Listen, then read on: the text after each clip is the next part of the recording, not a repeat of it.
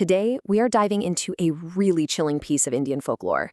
It's a story that's a pretty stark reminder that, some warnings you should just never ever ignore.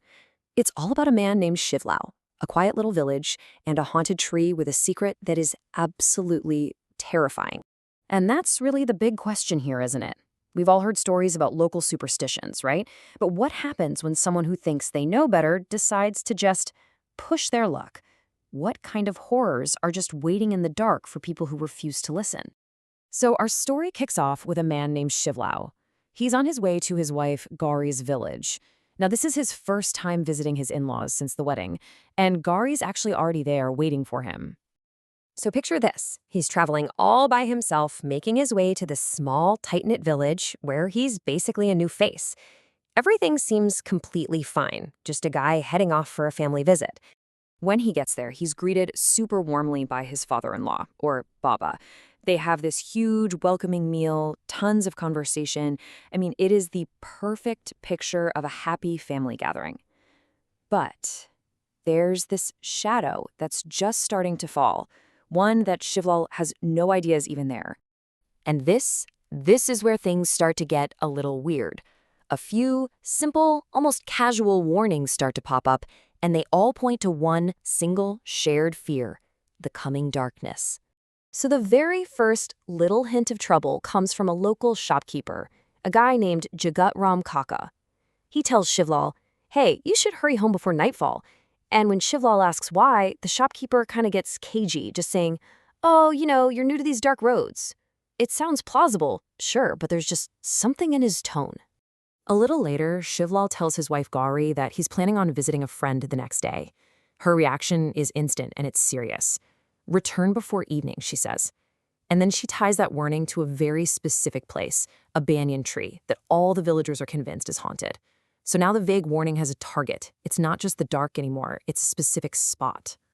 And then, the next day, as Shivlal is about to leave, his father-in-law gives him one last, really firm piece of advice. You guessed it, the exact same warning: return home before evening. So the message from the entire village is now unanimous and crystal clear. But the question is he going to listen? This brings us right to that fateful decision. Shivlal, who really prides himself on being logical and rational, makes the classic, crucial mistake of ignoring the collective wisdom and the collective fear of an entire village. See, Shivlal is a skeptic through and through. He just brushes off all this talk of ghosts and spirits as silly superstition. He thinks he knows better. So after having a great time with his friend, he completely loses track of time and decides to just walk home, alone, long after the sun has gone down. He even turns down an offer for a lantern. That's how confident he is. So he walks, all alone in the pitch black, along the very path he was warned to avoid. And of course, his route takes him right past that dreaded banyan tree, the one his wife mentioned with so much fear.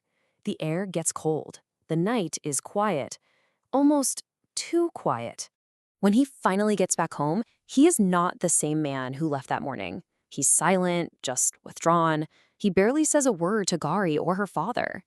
They figure he's just tired from the long walk, but there's this really unsettling feeling hanging over the house. Something definitely happened on that dark road.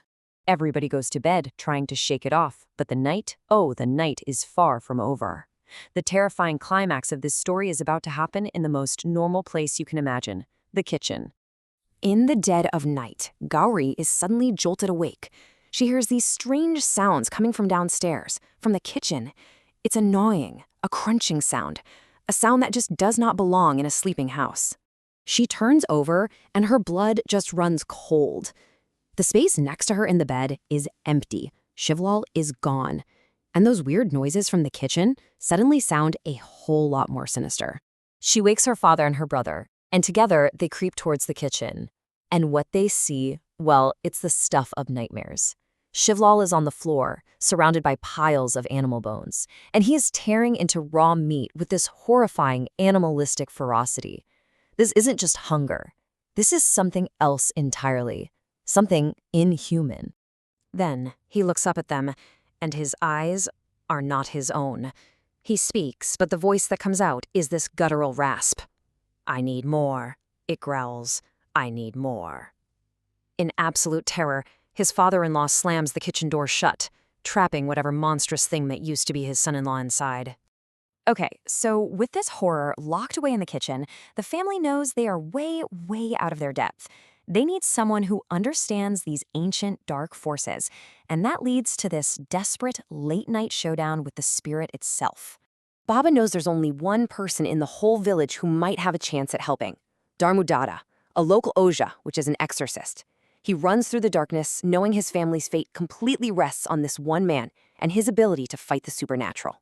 The confrontation is it's swift and it's intense. Dharmadada enters the kitchen and finds this horrifying phantom just hovering over Shivlal's unconscious body.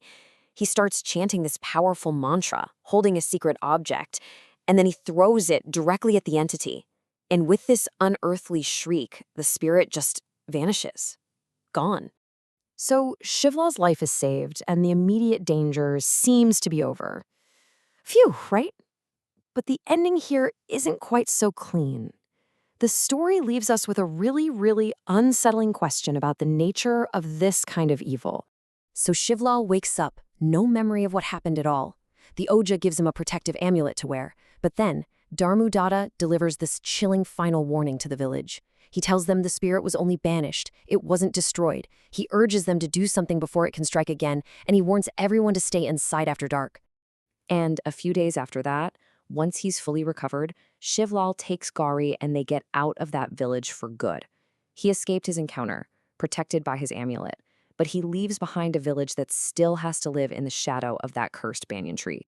And that's where the story leaves us. Shivlal is safe, sure, but the source of the horror? It's still out there.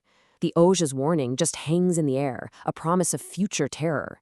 It really makes you wonder, if you only banish a demon instead of destroying it, are you ever really safe, or are you just waiting for it to come back?